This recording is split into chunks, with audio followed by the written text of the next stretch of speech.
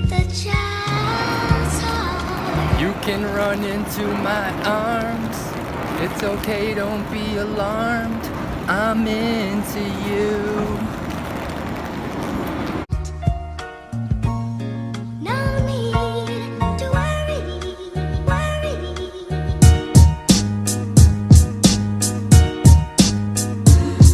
With the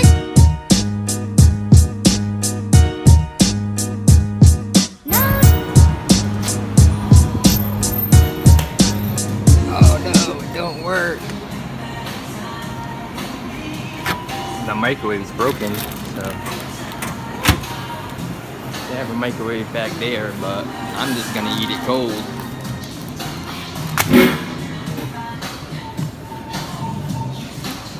Alright, it's 9:35. It's been 3.5 hours since I woke up, so I'm gonna break my fast, get my water, get my cold burrito. It's gonna be good.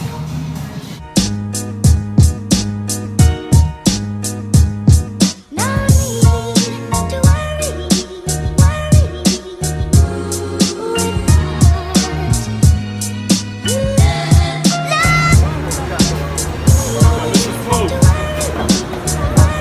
Thank you, I love you, brother. Have a good one. Stay fresh.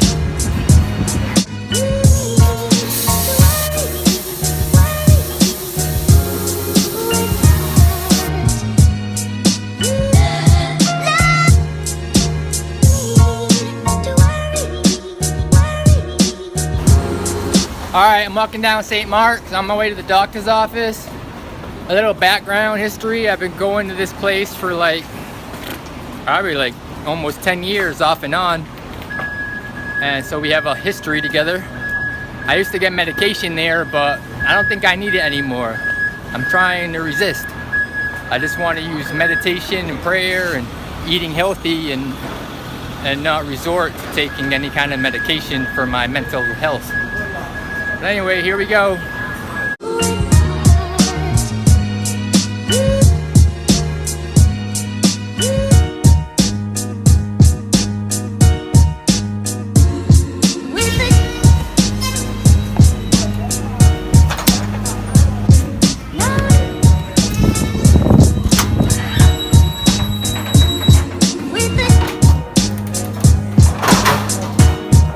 Alright, so listen, let's talk about your results. So far, everything looks beautiful. Okay. Yeah, so general white blood cell, red blood cell, everything is good. That means you don't have infection. Like sometimes we can detect cancer from this. Oh wow. Yeah, you don't have anemia, so that's good. Yeah. Your kidney and liver work beautiful. Everything yeah. is great, okay? Mm-hmm. You don't have diabetes, Okay. not even at risk. Oh yeah. You don't wow, have- I'm surprised. Yeah. I used to eat a lot of sugar, and like my grandparents had it. So. No, not, I mean, Yeah. you know, not yet, Oh, yeah, but yeah. yeah, for now you're very, very healthy. I used to be. Well, I was also like off and on vegan. Like I'm eating healthy again now. Yeah. That's awesome. That's Yeah, awesome. That's yeah. hard, but that's Oh, awesome. Cholesterol is also really, really beautiful. Like, really good cholesterol. Yeah, like Yeah. probably better than mine. Wow. And then no signs of any type of hepatitis at all. Oh, yeah. Not A, B, or C. Oh, yeah. No, Thyroid that's is normal. Mhm. No tuberculosis. I don't know if you need tuberculosis proof or anything. Oh, Sometimes people need it for like a program that they're in or whatever Or it they're is. traveling out of the country. or Yeah, something. you don't need that right now. You can always log in and print it, or you yeah. can just stop by. Yeah. You do have a little bit low vitamin D. I don't know if you know about that. I think it's just because I don't eat a lot. That's probably why. You get that from milk or from the sun, or You can get it from both. Oh, yeah, yeah. yeah. So the fortified milk with I'm vitamin surprised D. because I was in Florida just like a couple months ago where I was getting a lot of sun. Yeah. I don't know how long it lasts. Right? Yeah, so you're low a little bit. Yeah. If you want, I can give you a supplement. It's not a Oh, you problem. can? Yeah, Yeah, yeah. that's It's good. like a prescription. It just you just take it once a week, okay? It's Oh really? it's supposed to be. Mm. You know, there's a lot of different evidence going on, but a lot of people are saying that yeah, vitamin D is important for like bone health and mental health yeah. and Mm. everything. Do you go downstairs to the pharmacy, right? Yeah, Okay. yeah. I'll send it there so you can pick it up on the way out. that's Okay. And then vitamin D I think was the only thing that was abnormal. Everything else, Oh yeah. yeah, no. Is that just from tuberculosis. eating? Is that why it would be low? It's more just like we're not in the sun enough. Oh, Even yeah, though you well, were in that too. Florida for a while, you just But I've been back for a while Yeah. too. Yeah. that's what it is. In New York, everybody is deficient in Everybody vitamin D. is, Yeah. And then you don't have HIV, you don't have any Oh, good. STDs Oh, at good. all. Oh yeah. And yeah, that's it. Oh my God.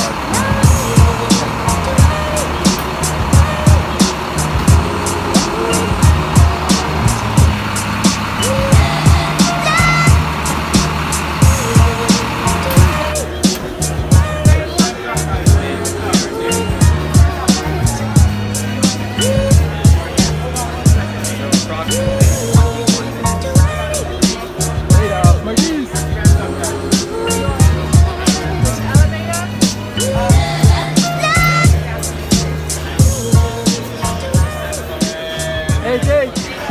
Not wearing your N64 shirt?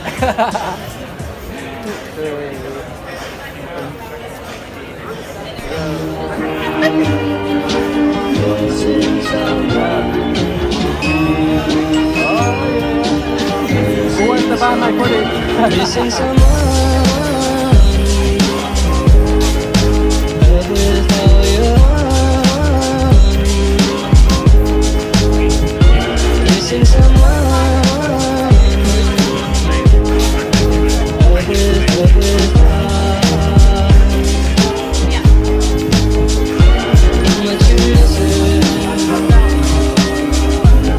And you listen.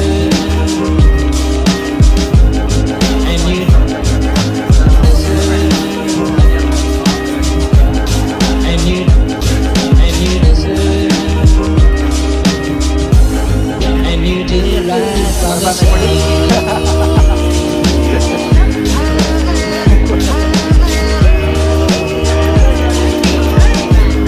And you did it right from the start.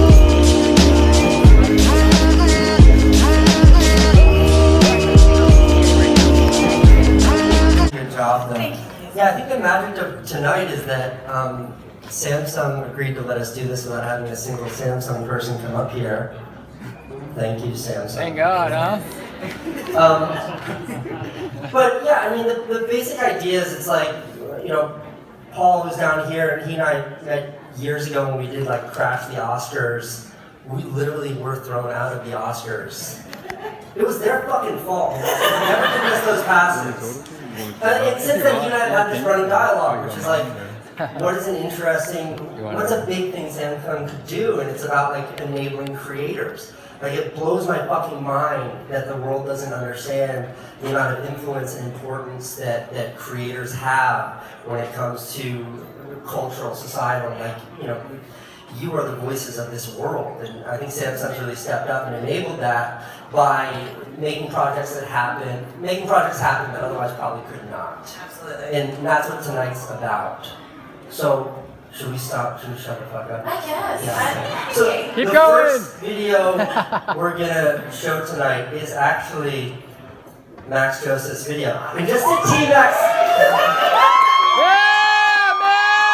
to tee Max up a little bit. Oh hey, Marquez is here. Marquez, I didn't know you were here, man. Good to see you. Yeah, he's been here. To tee up well, first of all, Max is the one who made that video that we just watched. Do What You Can't. Max and I made that together. But his name goes first again because he did most of the heavy lifting. I just called him and was like, no, make it better. And then he did that. But tonight's video that Max is going to show is literally the video that at Lincoln Center to like 1,000 people you pitched. That's right. I was really worried that pitching a room full of filmmakers, one of my ideas, I just lost a lot of sleep over who's going to take that idea and do it better than me first. So hopefully I've beaten most of you to the punch. Hey, when you texted me earlier, like, what are you wearing? And I said, casual. No, it's fine, but it's so good. We should stand right next to live it. in LA, wearing like a tie and a dress shirt is weird. So it's like it's a special occasion where I actually get an opportunity to do that in an East Coast city. Casey, working with Casey is always fun. I hope all of you get the chance to do it one day. As anyone who's worked with him will tell you, it is a ride. I haven't slept in the last 3 days. I feel like this is just gonna pivot right after a roast. And it's always amazing, and it always forces kind of the best work out of me, definitely.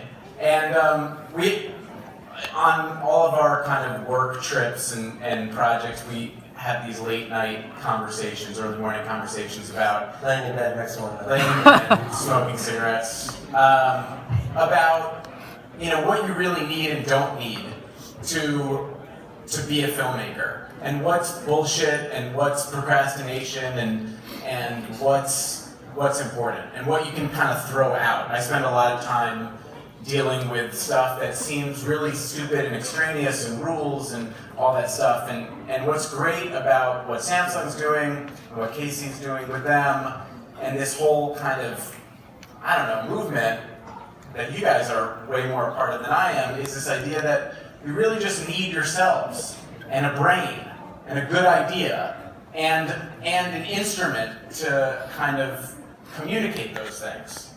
And really with a good idea and a phone that has a good camera, a great camera, there's really no limit to what you can pull off. That's a really long way of saying that Max shot this entire movie on a cell phone. That's right. I shot it on a phone. We didn't use any lenses. I know you guys are seeing them shooting some behind-the-scenes footage with like the phone hooked up to big lenses. We didn't do any of that. It's just the naked phone. Can we watch it now? We can watch it. Yeah, man! I'm like blown away. I wish that I had thought of it. You beat me to it. Awesome. Great job, Max. That was awesome. I'm going to bring back Casey Neistat to the stage, but I'm also going to bring somebody. I mean, you know that Casey's like the king of new media. We're all like aware of that. We're not idiots. But we also have people who are, traditional media filmmakers who are doing their own thing. And I'll let you all talk about the project, but I would love to bring up Casey Neistat and Zach Treitz. Where's that? I'm right here. Okay. Spike Jones. Hey, everybody who's up there talking in the back, can you just do me a tiny favor and shut the fuck up? Thank you. Spike Jones, like my filmmaking hero. Kind of like. Great filmmaker. Great filmmaker. He was with us at Lincoln Center for the event that we did there 6 months ago. And since then, we've sort of been looking for a project to do together. And one kind of came up spontaneously, and it was about an artist, a fine artist that he works with, a guy who does a lot of the title sequences for his videos and designs his skateboards for a skateboard company, a guy named Jeff McFedridge. And when the opportunity came up, it literally came up last minute. Like Paul called me and he's like, I think we have this opportunity to make a movie about this guy, but we have only tomorrow to shoot it. And I was like, great, I know the perfect guy. And then, like usual, I called Zach. Yeah. I've known Casey for a very long time, over a decade. And everybody here has probably seen Casey's work, but there's only a few of us who've probably made movies with him. And when Casey, some people call you, I have friends, I have other friends, and when they call me, they'll be like, hey, you wanna get some dinner, hang out? Never had that call from Casey. Never, ever. 10 years, more than 10 years, never had that call. So whenever I see his name come up on my phone, I take a deep breath. I will not pick it up, but I take a deep breath because I know what's coming, which is, hey, what are you doing tomorrow? And it's never like, do you want to get some dinner? It's like, do you want to go shoot yourself out of a cannon in the desert somewhere? Zach, you always deliver. And we go shoot ourselves out of the can. But so yeah, this time he called me and was like, we gotta make this movie and it's gotta be wonderful. Do it. And I was like, okay. I think the magic of this video too is when we had a conversation, what do you think Samsung wants? What's the goal here? What's it? And I was like, Zach, all that matters is greatness. Just deliver greatness. And he's like, thanks, Casey, that's super fucking helpful, man. Greatness. So easy. But also the other thing is like working with Jeff, like that's all my side of it, or that's our story of it. But working with Jeff and Spike and doing this, which you will find out what this movie's about soon when you watch it. But it's also about making something, a creative process of making something in that way, on the fly, automatically, just using using the tools that you have, and that's actually what it's about. And like he uses pens and styluses and things like that, and not letting you get in the way of you. And that was what I took away from this, because I make projects that take me forever, a very long time. Zach's first feature film was a period piece about the Civil War. Low budget period piece about the Civil War. I mean, you guys are talented. I don't recommend ever trying to do it. But let's play the movie. One thing to keep in mind though is that Zach, for the most part, shot this entire thing in a day on a cell phone. And this feels like, it's a big movie about a fantastic artist. Oh, and we should say that I shot it with Brett, who also worked on the Shantell piece. That's right. And he's not here because he's shooting a movie in Ohio, but just want to make sure Brett's in there, in the mix. Okay. So, if you were at the event we did at Lincoln Center, there was an artist who did a performance, a demonstration there, an artist named Shantell Martin, who is my favorite artist in the whole wide world. I have one of her stickers on my cell phone.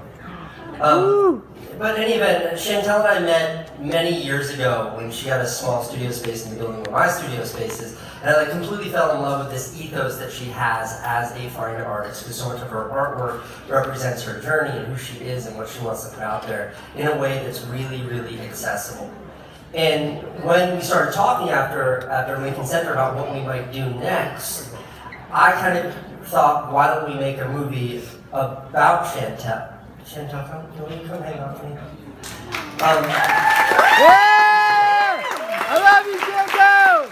And I think that this movie is sort of an aggregate. I mean, it's 3 minutes long. I don't know, it sounds like such a huge deal, but kind of an aggregate of getting to know you in a story that I wanted to learn for such a long time, and one that has sort of fascinated me because the manifestation of all that you represent is something that's so accessible. It's as simple as the words on my sticker or the drawings on your shirt. And to make a movie that encapsulated all of that is something that was super exciting to me. And for me, this project was super exciting because it's something that I believe in, which is collaborating. And one thing that we did, and one thing that you're all doing here, is imagining futures for you that no one else cared to. And the way that we're doing this, the way that we're using these lenses, these mirrors, these windows to imagine futures that no one else imagined for us, we're enabling people to see who they can be and what they might be and what they could be. And we're sharing our gifts. And I'm really fortunate that we've made this video after talking about making something for so long, so that we can put this out there and put it through a window, put it through a lens, and put it through a trapdoor or something like that. And she talks good. But I think that's been the biggest takeaway for me in learning your story through this process, is that we are all creators, and your creations are something that you do with your hand and with a pen and with a canvas or a phone or whatever your instruments are. And our instruments are cameras and screens, but the journey is the same. The parallels are identical. It's being driven by this passion that takes over you until you can realize it via your creation. And it's, and I think about that, and it's all about simply how we find in our way in life. And I've been finding my way in life through drawing. And, from seeing all the work that you've all been doing here, it's imagined, or it's helped me understand that you can capture that and share it with more people. I've had this idea for a long time that, I want the work to be an experience. I want the work to be a connection. I want it to be in real time and not live beyond that moment. But when I see the value and the importance of all the work that you're doing and the fact that it can reach people who don't usually have access to it, that inspires me to want to do what all of you are doing here. which is a good segue. Via this project, Shantell has decided to start a YouTube channel. Should we play the video? Let's play it. No one's really seen this yet. Okay. So I need to shine the spotlight on someone tonight, and that's this young lady right here named Anne. And you're applauding for you. I didn't say why she deserves your applause yet. You guys just need to take it down a notch. Anne edited that movie. And she and I have been going back and forth nonstop to finish that movie, but I did steal her from Max, introduced me to her, and then she and I haven't stopped working together since. But she really just absolutely crushed that movie. And the trouble with the edit process between she and I making that movie is that we had a side project going on, which is this movie that I wanted to make, which is the part 2 of the video that we started tonight with, the one with me hanging from the helicopter and the Do What You Can't video. That Do What You Can't video was a project that I did with every YouTuber that I know, and it was meant to be sort of a way of announcing to the world what it means to be a creator. But through that process of making that movie with Max, I really got this like insatiable sort of focus on making another version of it, which is my specific journey, what it is that drove me to be a creator. And I haven't stopped thinking about it. And then when I met, they literally put a spotlight on you. and then when Ann and I started rapping, we decided to make this movie together. And when I asked Paul if I could play it here tonight, he said okay. So we're going to sort of end the evening. It's going to be the last movie that we watch. And this is a little bit outside of the realm of the other 3 movies that we've watched, which is the reason why we're here. But it does feel appropriate. And this movie is very much so a collaborative effort between Ann and myself to this is like the Casey manifesto, when people say, why YouTube? This can be the video that I can punch them in the face with. Okay. But Ann deserves all the credit. Okay, let's just play it. So, when I was a kid, I wanted to be a filmmaker. To me, there was no higher artistic achievement than that. I watched movies all the time. I watched all the movies. I bought this book. And the Oscars were my Super Bowl. What would I wear? What would I say in my acceptance speech? Would I do Roberto Benigni, pull a Sally Fields, or play it straight like Hanks? Thank you. More than anything, I just wanted to make great films. I wanted the big cameras, I wanted the big crew, I wanted to work with the best actors, I wanted to read the best scripts, the location. I wanted all of it. I wanted to be the version of the filmmaker that I thought was the only version of the filmmaker, the ones with the fucking bow ties. That's what I thought it meant to tell stories. See, if you want to be a writer, all you need is a stack of paper and a pencil. If you want to be a painter, you need a brush and a canvas, you can be the next Picasso. But when I was a teenager, my filmmaking fantasies were at their peak. If you want to be a filmmaker, you need resources, education, you go to that film right leave, that's not when you don't get money. In order to make movies, you needed all those things. All those things I didn't have. Filmmaking was this exclusive club.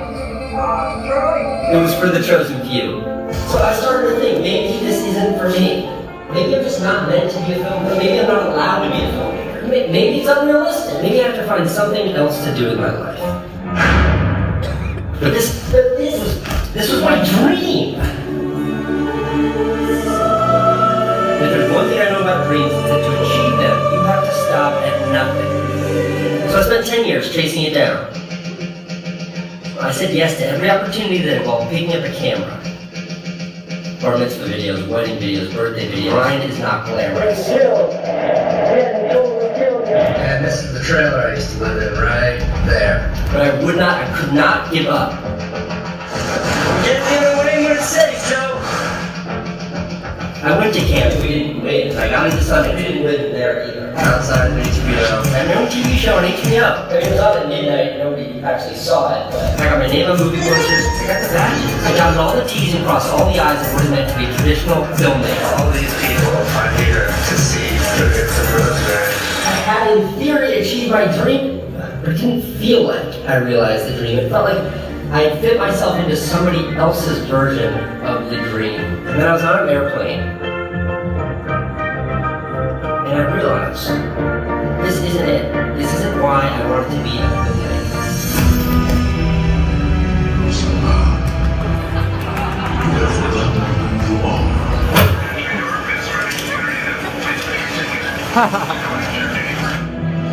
It wasn't the red carpets, it wasn't the film festivals, it wasn't the awards, it wasn't the award shows, none of that shit. The more time I spent chasing down the facade of success, the less creating I was actually doing. How can I go back? In fact, it was after winning the biggest award of my career that I just said, fuck it. I just want to make internet videos. I'm going to make a movie every day. A proper daily vlog. I'm psyched. Now, we live in the future. The chances are there's a camera in your pocket that's good enough for the big screen. But you don't need the big screen. A few hundred people might show up in a movie theater, but put it online, millions. Find an audience, a small audience, slightly less small audience. Find your audience. Tell your story, start a conversation, get that idea out of your head and into your video bit. Make something terrible, make it slightly better, make it a lot better, make it great. Find me films, movies, videos, powerful form of storytelling that never existed. Something that used to be entirely out of reach, find it. Filmmaking is now ours. Filmmaking is a sport.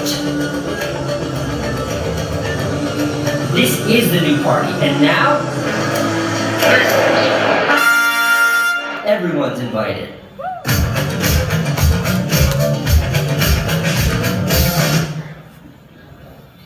Was that good?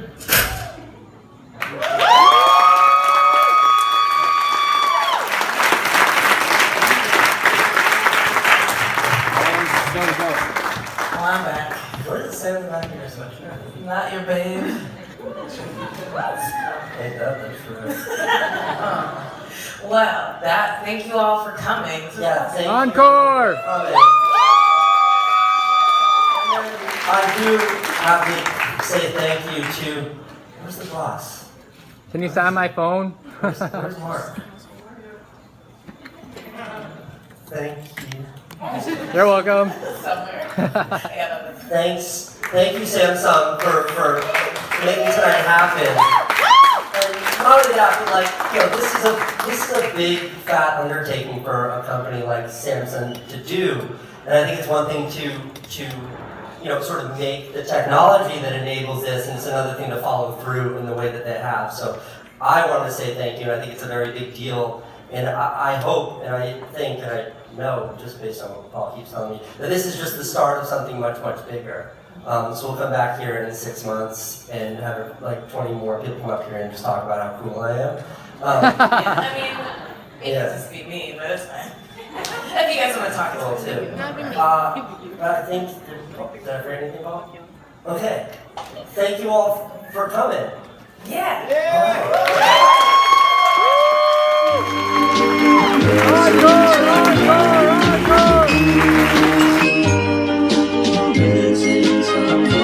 Missing someone,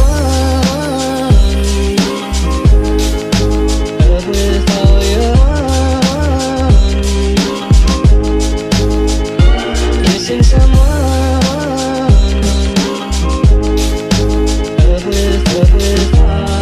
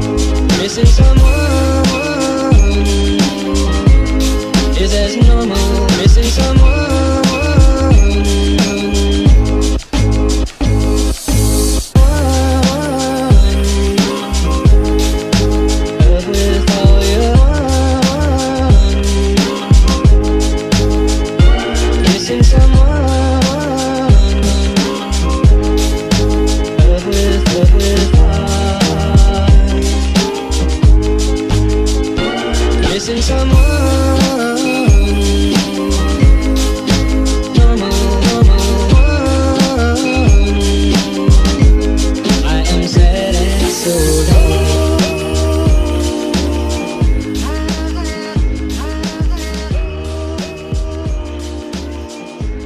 I am sad and so lonely.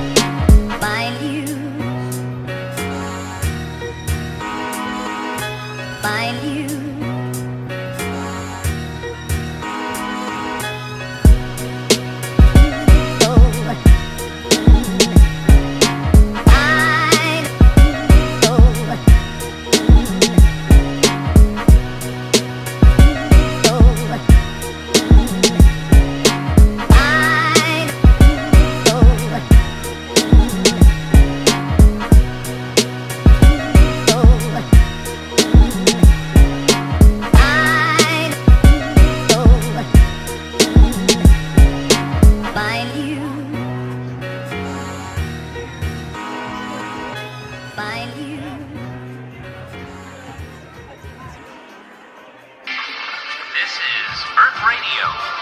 And now here's human music.